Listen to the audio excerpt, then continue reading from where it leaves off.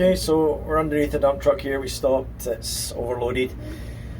So something to be watching for is when you're doing your inspection of your brakes. These airlines were crossed and they were rubbing. And as a result of that, as you can see on this airline here, it's completely worn through. And what has actually happened is when the brake pedal is being pressed on this brake, it's bleeding all the air. So when we're doing the air loss rate test with the vehicle running at 85 psi, it's actually dropping to 40 psi within the space of 30 seconds because all the air is coming out of the split in this line. So when you've got two airlines rubbing together, try and get your mechanic to actually get them apart. Put some braces in there or some strapping. Just something to look out for.